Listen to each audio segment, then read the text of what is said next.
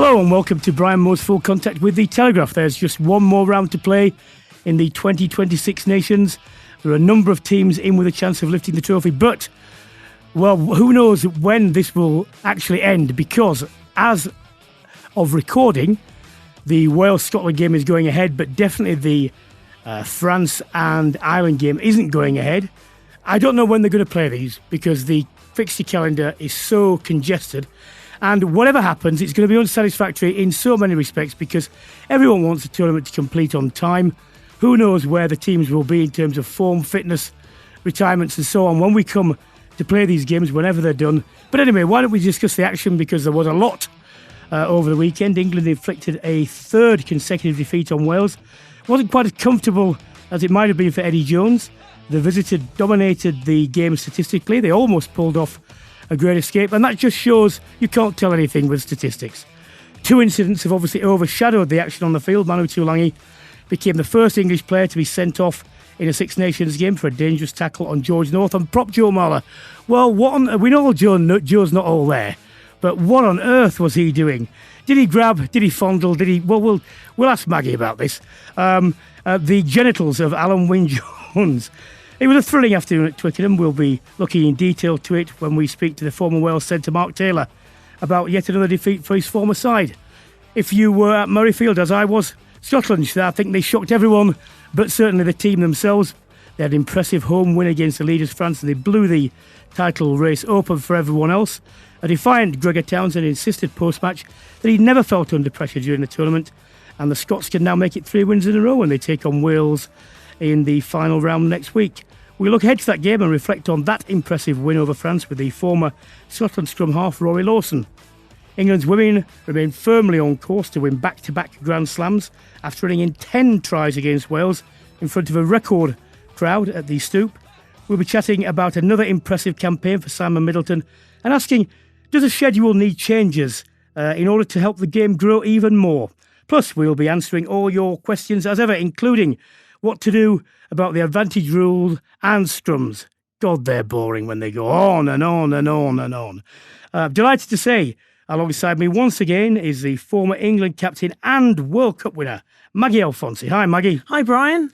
I have to say, I keep being called captain, but I never actually captained the England side. But do you know what? No, but it sounds really good, so I try not to correct people. Don't tell anyone. You're not lying. I'm going to go with the flow. You're not lying. England by captain. omission, possibly, but if you don't positively say anything one way or another of any side, you'll get away with it. Everyone thought you were captain anyway, so it doesn't matter.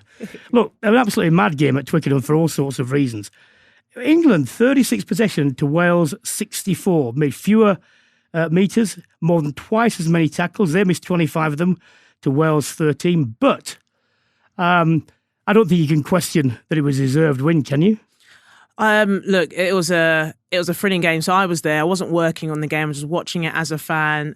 The first half, you'd say, England were fairly dominant. The defence was ruthless. It was putting in some solid tackles. But the second half, for me, it was all Wales.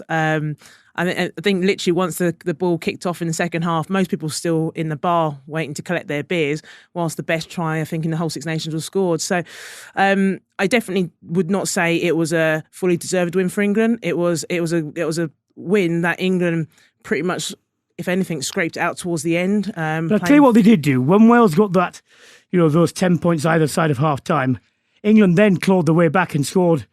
They came back and scored their own points. So they showed that ability. Look, we can't get away from this. The two major incidents, the red for Tuilagi. I mean, Eddie Jones called it ridiculous. What are your thoughts on it? And then I'll give mine. Well, first, I think the red was a red. Look, you can't go into a tackle without the arms. Tuilagi obviously went with the left-hand shoulder, and the shoulder made contact to head. So for me, like we saw in the World Cup, that's an automatic red. So I don't have any arguments with that. And then the other incident with Joe Marler. Okay, well, let's come on to that one. Okay, let's wrap this one up. World Rugby have confirmed, and I knew this anyway, and so did anyone else who knew anything about the game, that if you don't use your arms in a tackle, it isn't a tackle, and therefore there's no mitigation.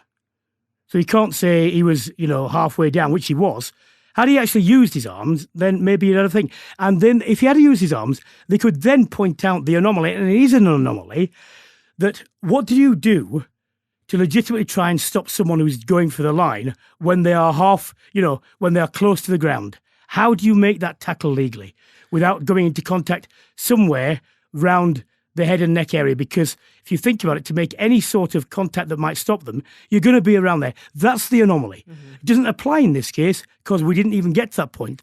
And it's a very simple thing to say to players. If you don't use your arms, you're going to get what comes. And there's nothing you can say about it because you haven't even tried. And you know what the laws are. You've played for you're a pro, for God's sake.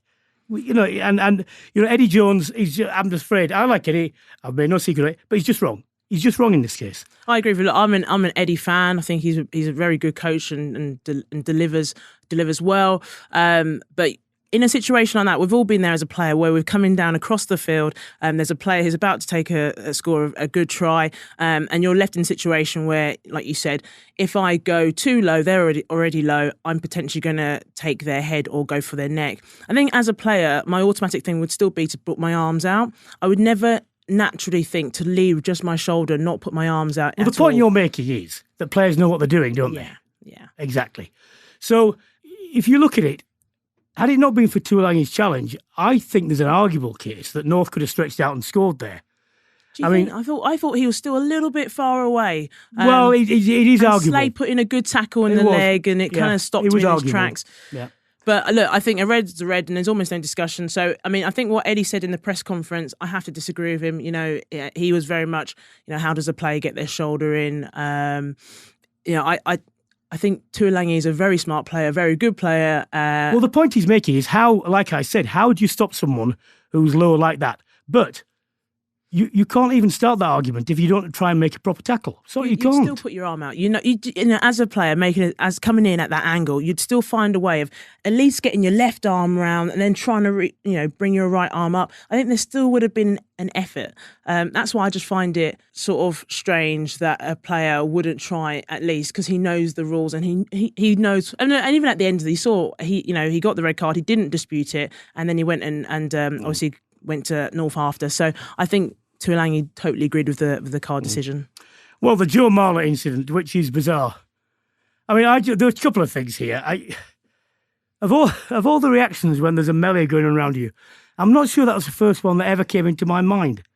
I mean, I know that anatomically the difference is obviously there between you and me and the genders. But what is?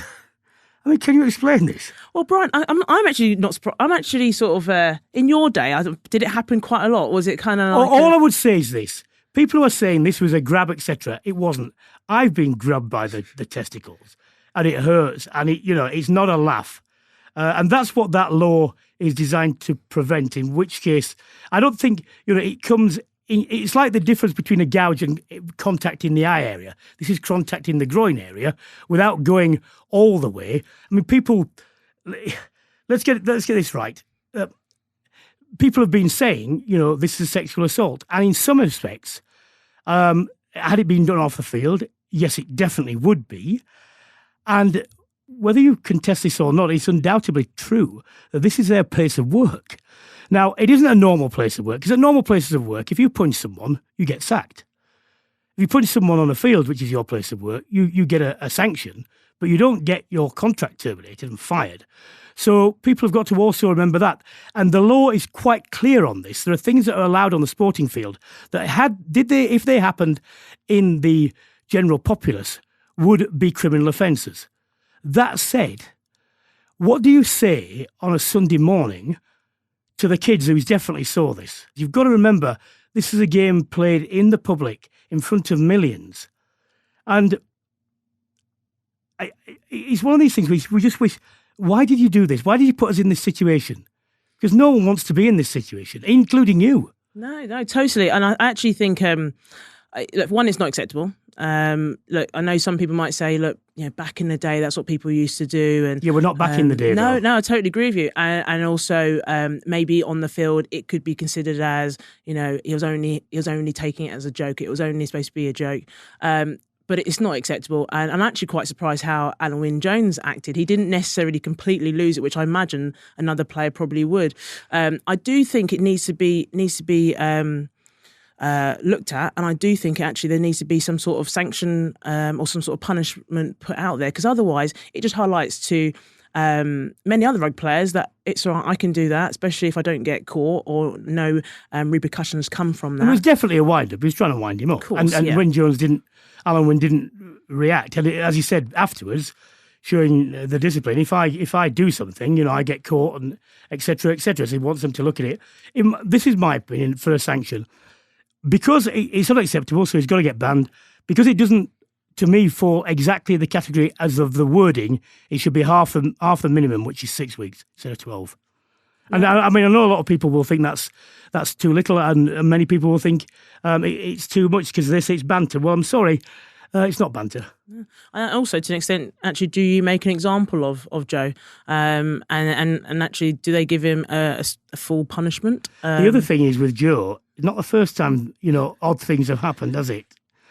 You had the Gypsy Gate incident, now we got Fondlegate or Grabgate or whatever you want to call it.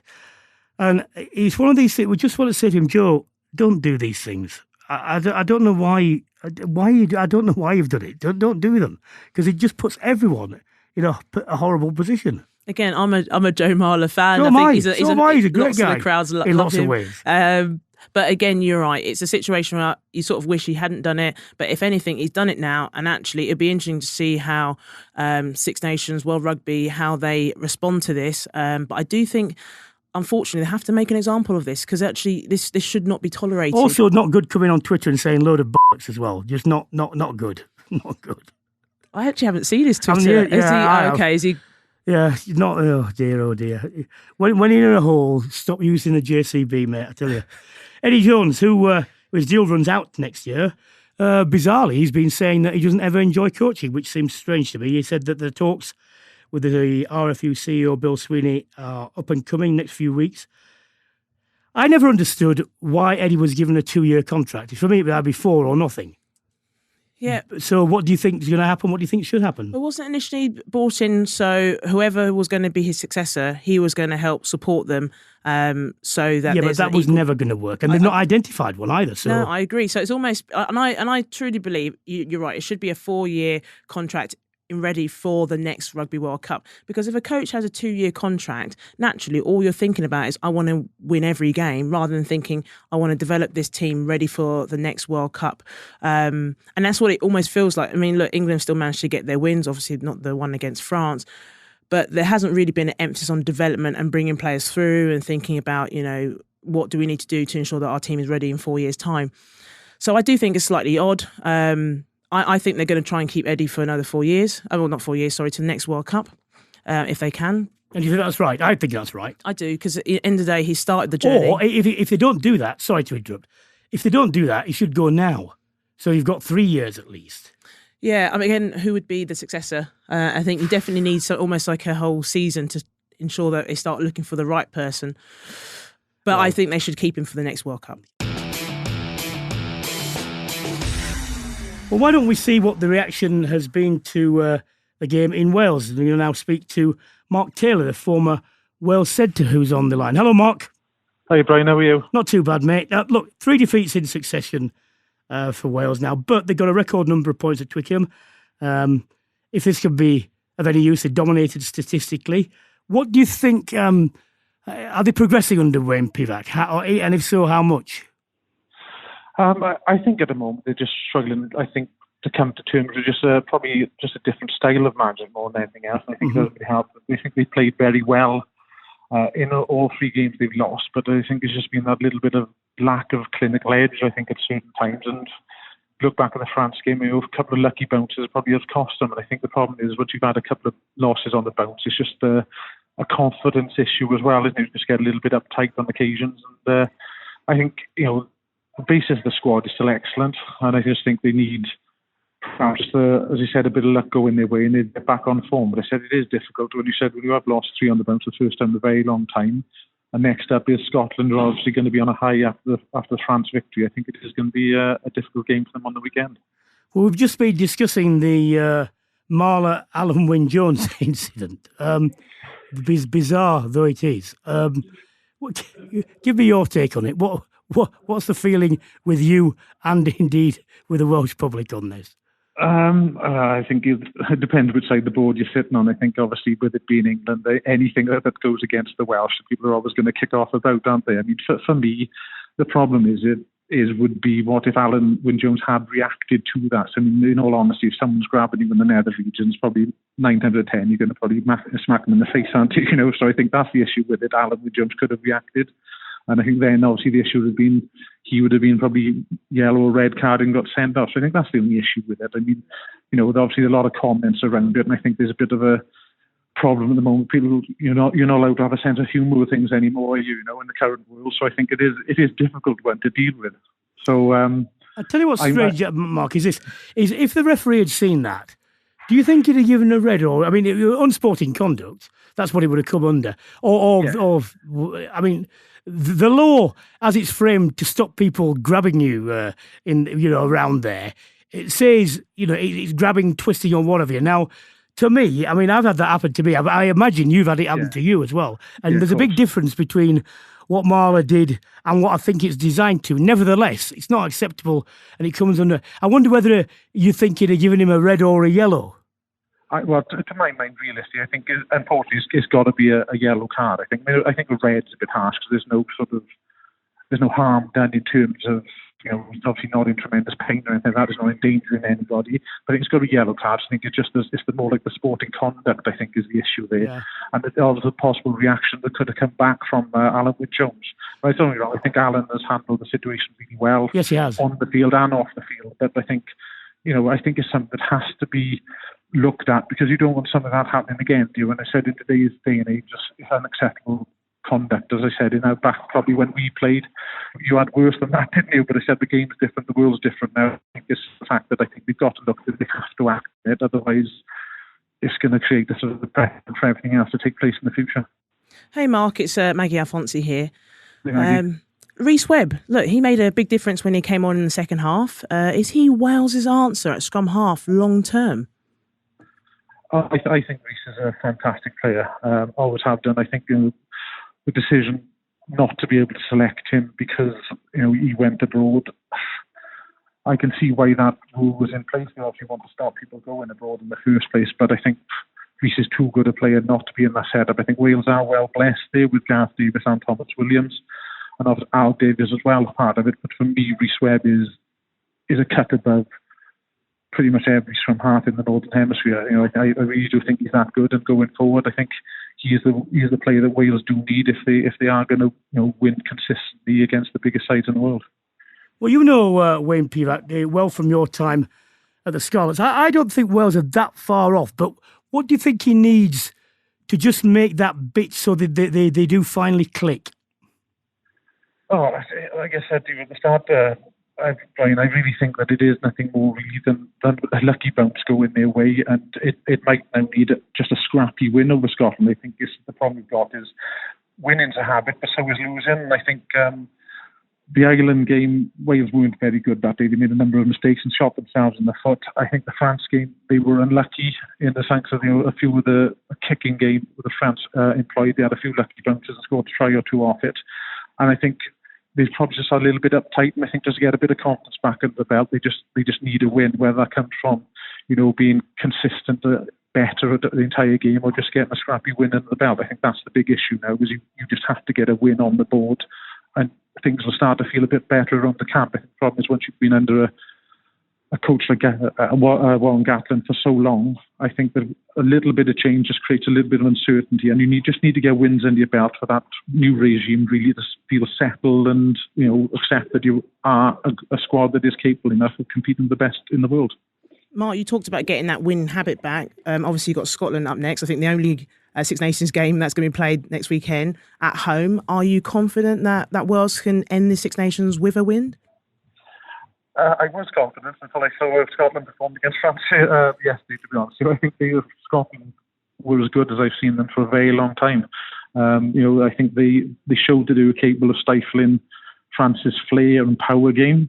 And they were, as I said, they were very clinical when chances came their way. They were able to control the pace of the game, frustrate France, and then they took the chances very well. Scotland are capable of beating them inside. It's just I think they also lacked consistency over the years. So the difference being now they are going to come to Cardiff full of confidence. So I think it's going to be a very tough game for Wales, to be honest with you. Mark, finally, some very sad news coming out of Welsh rugby this weekend. A former teammate of yours, Matthew Watkins, he lost his battle with cancer. What are your memories of Matthew? As a player, probably one of the most skillful players I've ever played with. Wonderful footwork, a lovely passing ability as well. But I think more importantly than that, he was just a great character around the changing room, around the club in general. Always had a smile on his face, always capable of seeing the bright side of things, even in the darkest hours. A great family man, and it's just heartbreaking news. I said he's had a very long battle against cancer, and I said it's just the whole of Wales is just the thought really just with his family. Well, we'll leave it there. Thank you very much, Mark, and we want to add our sympathies, condolences, and our thoughts with Matthew Watkins' family and friends. Hello. Sorry to interrupt your podcast. I just wanted to take a quick moment to tell you about another programme from the Telegraph.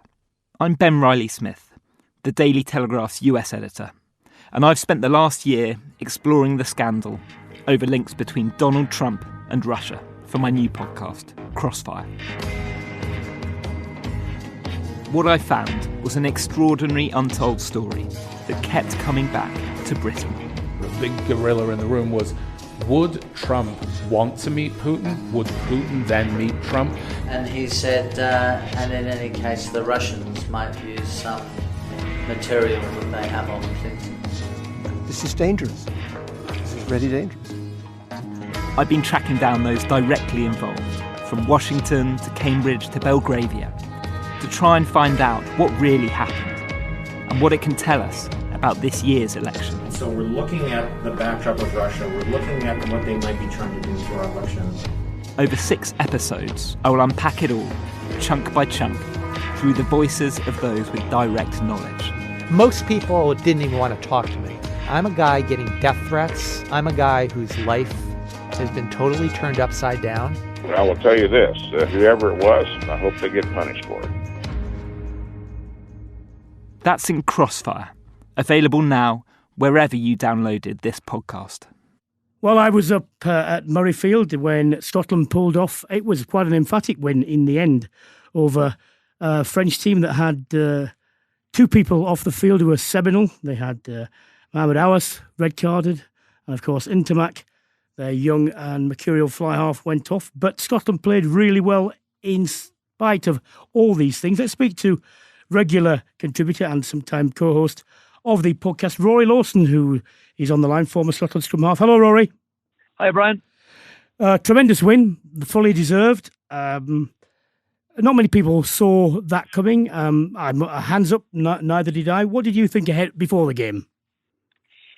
Going into the game, I thought Scotland would have certainly had their hands full with the French side if the French side that we've seen in most of rounds 1 to 3 had turned up. But what actually materialised was a French side who were inaccurate. They had very little intensity within their game, and they couldn't build the pressure. And to give Scotland credit, they didn't allow them to build pressure. Scotland got the scoreboard ticking along.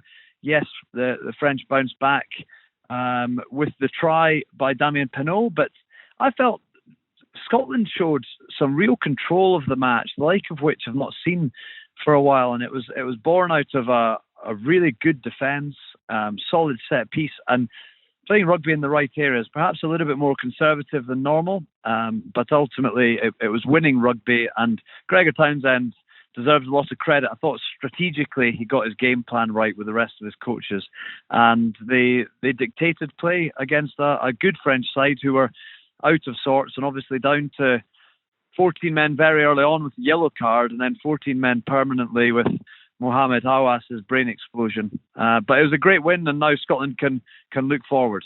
Hi Rory, it's Maggie here. You've already mentioned about obviously the red card there.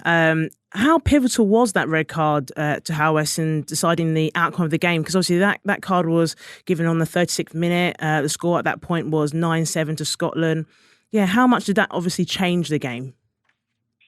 Well, these things always change the game. It's always very difficult to gauge exactly by how much. But if you look at the decision-making process off the back of it, I thought Stuart Hogg's leadership was excellent all day, and I thought he showed a moment of class at the end, allowing Fraser Brown and Kyle Stain winning their 50th and first caps respectively to lift the trophy for the squad photo, and he just stepped aside. But they took 3 points at 7-6 down that put them in the lead, and they got given the opportunity with the last play of the half that they took, and that was a big statement, and they managed that time really well. They scored 8 points in those final 3 minutes, and then scored early in that second half.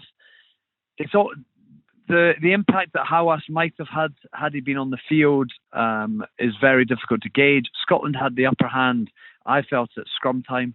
But when you've got one fewer defender on the field, it narrows your defence a little bit, probably 6-7 metres. And when you think about Sean Maitland's try, it came off the back of his second try. It came off the back of a kick chase whereby Stuart Hogg turned a 3-on-3 into a 3-on-2 by isolating Paul Willemse.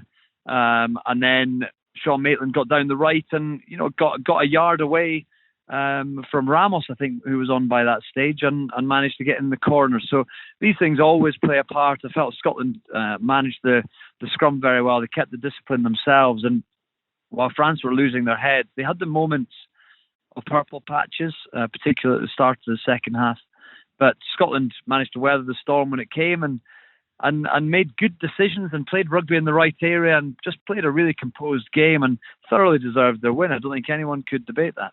I don't think anyone is, Rory, and I am of the opinion that I don't care if France had 15 men on. I think Scotland would have won that game. I think it was one of the most complete performances I've seen probably for about couple of years, maybe 2.5 years.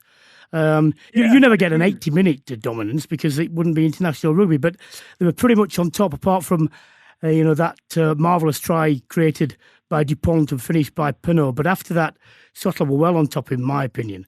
It was interesting for the score just before half-time how easily Jalibert took that dummy. He didn't really want to tackle, did he? And then he was out of position, when the ball came right as well.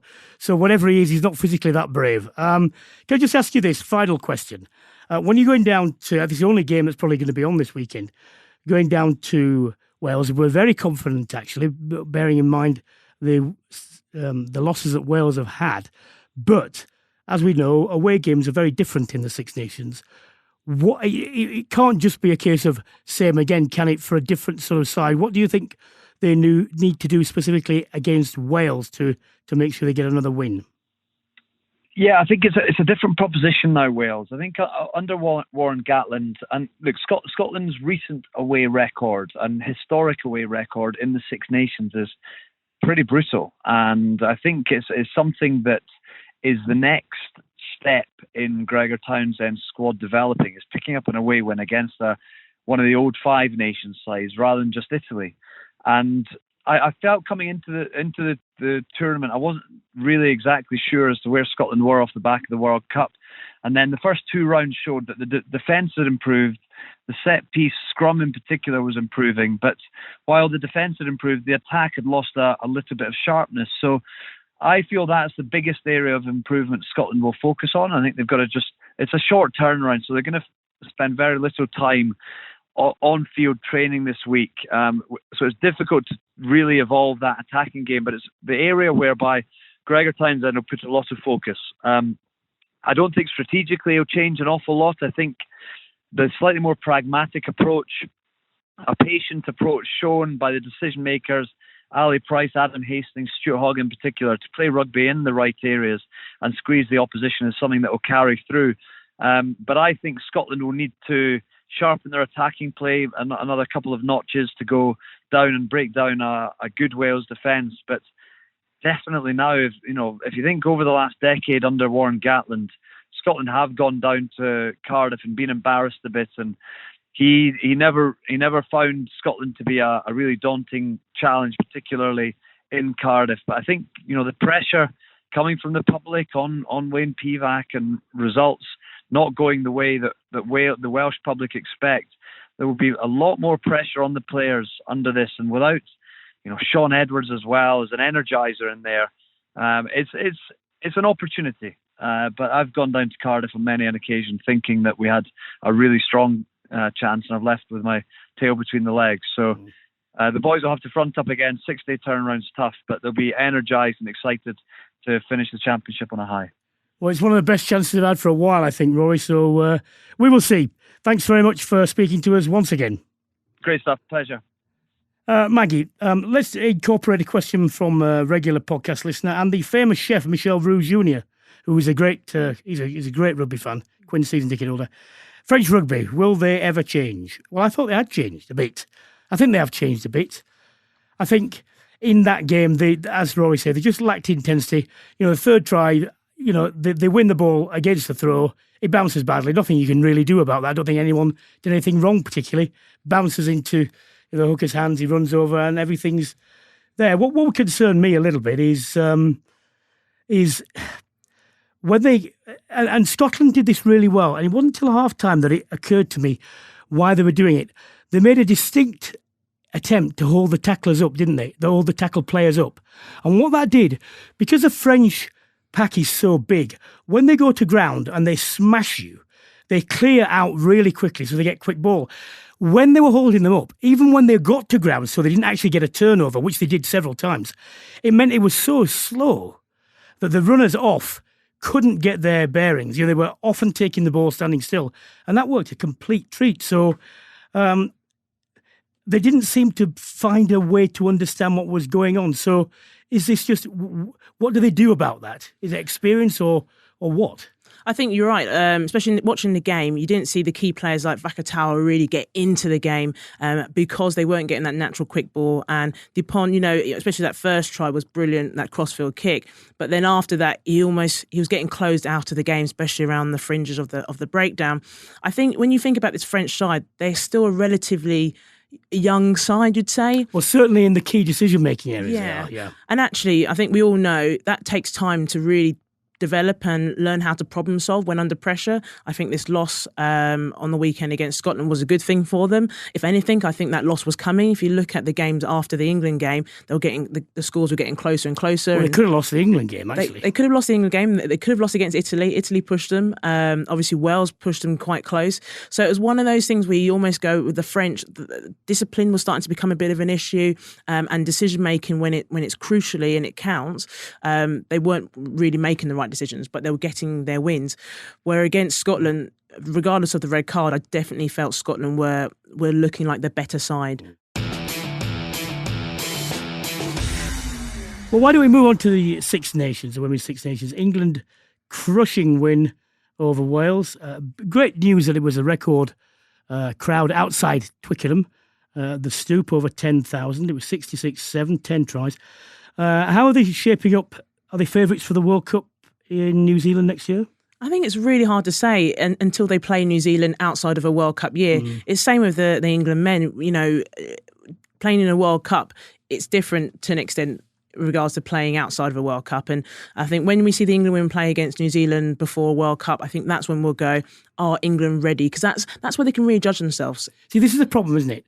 Because the RFU have decided to resource the England women's team, they are, although they're not by stretch of the imagination rich, they are at least full-time professionals, and they're playing against teams that some are and some aren't.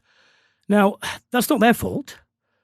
And the other sides, frankly, they need to up the game and get there. But is there anything that can be done to try and even this out, bar saying you must put your hand in your pocket? I think it's really difficult. Like you said, England progressing, England getting the financial resources that they need. France are doing that as well, aren't they? France are doing it, but not as much. I think they've got more sort of semi-professional players. Look, you can't have a go at England for pushing on. And actually, I think it's really good. If they keep pushing on, hopefully what it will encourage is the other governing bodies from other nations to pull their fingers out.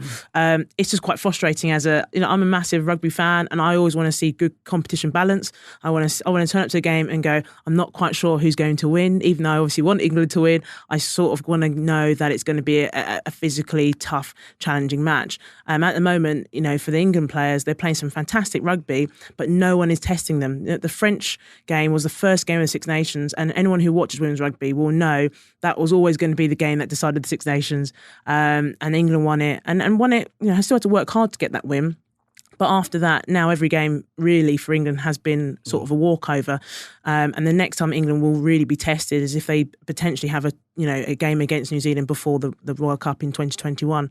Which you should try and arrange, obviously. Yeah. Look, the fly half, Katie Daly-McLean, says the women's games scheduling needs to be addressed. Many of the games are shoehorned into lunchtime or after slots played the same day as the men's game. Now,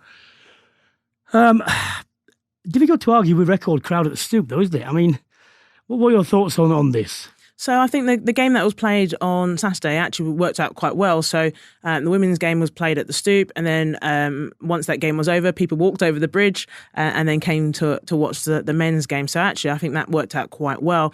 That doesn't happen a lot, though. So most of the time, the women's game might be on the other day to the men's, and it might not necessarily even be in the near the Twickenham Stoop area vicinity. It might actually be one of the games was played in Doncaster, which is brilliant. They had a good crowd, but I think it's a challenge for England fans who might go, I actually just want to watch the men and the women. So how can I find a way of doing that?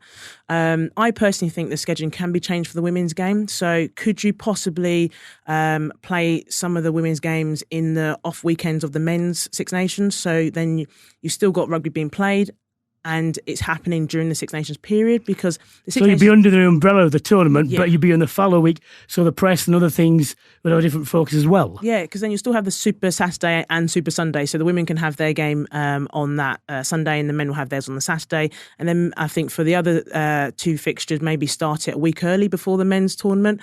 I just think we can't take the women's Six Nations out of the Six Nations period because that's where we get all the media. Well, you wouldn't want to. It wouldn't make sense to me. And that's where the men generate the media, and that's the reality. Well, I of it. mean, So people talk about this, but there's nothing wrong with that, because women's tennis does it very well and so on.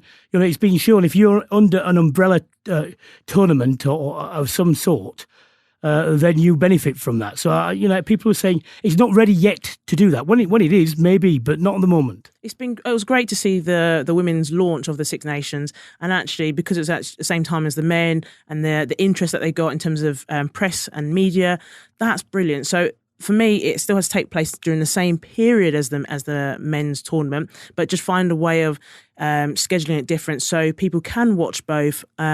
And also do it potentially in those free weekends in between where the men are having their rest, and actually the interest for rugby still is there. Okay, why don't we go on to some of your questions? You've answered one. One from James. Why do thousands of rugby fans think that sexual assault is just a bit of banter? Well, I've heard the reverse question also on Twitter. Why do thousands of non-rugby fans think that just a bit of banter is sexual assault? But look, we're not making light of this. Let's get it in context. It wasn't the full-on grab as the laws, but it's unacceptable. We've been through this. Let's just reiterate this. He should get banned. More importantly, because it's not the example to set, and people have got to understand this. They're in the public eye. When there are 8-9 million people watching, you just can't do this. And it's the same with the Farrell incident for me. When they say, "Well, it's something nothing," well, why do it then? Well, I understand if you're absolutely raving mad about something that's happened and you lose your temper and your red mist comes. I understand that, but if it's something and nothing, don't bother.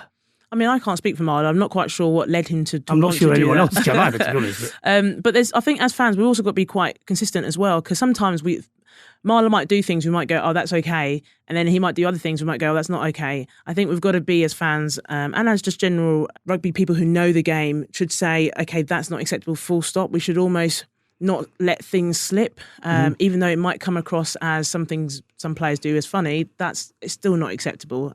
So I just hope that they really do come down on this. Look, again, I'm a Joe Marler fan. I have to back him up. I think he's a really good player and a really good individual. But what his behaviour on the weekend was just not acceptable. Okay, Paul Angel, why won't refs march back 10 anymore? Would stop players constantly chipping away at the ref? I don't know, Paul. You're quite right. And I tell you what, it'd be damn sight more effective than these constant lectures they keep giving about this, that and the other. Just March 10. And I tell you what, that does. Everyone in the crowd gets onto the back of the player then, because they know it's not acceptable. They know the referee has this power. It's just very simple. And we've got too much of this at the moment. Every player is seemingly having a debate. I don't want referees to coach and manage games like this. They've got to have a relationship with players, but they've got to understand who's in charge, because at the moment, it's gone completely the way. And the referees are not doing the spectators, the game, the mini-game, they're not doing them any favours by indulging this. I mean, I find it quite frustrating watching, and I see a player try and appeal for a card or question a referee's decision. Again, you know, people will always compare us to football, and I like to think that players in our game know that they're not supposed to really confront a referee, but it's almost, things are starting to slip more and more to the point where you're starting to see captains really pile a bit of pressure on the referee and actually have an influence on the decisions. So I really hope that starts to get stamped out. And like you said, march them back 10 metres. I think that needs to be brought back or officiated really strongly. Dr. Malcolm Harvey, is the Six Nations devalued if half the matches are moved to October? Yes, it is. It's unfortunate. I don't think there's anything can be done about it, because public health concerns and when people are dying is more important. But yes, I think it must be.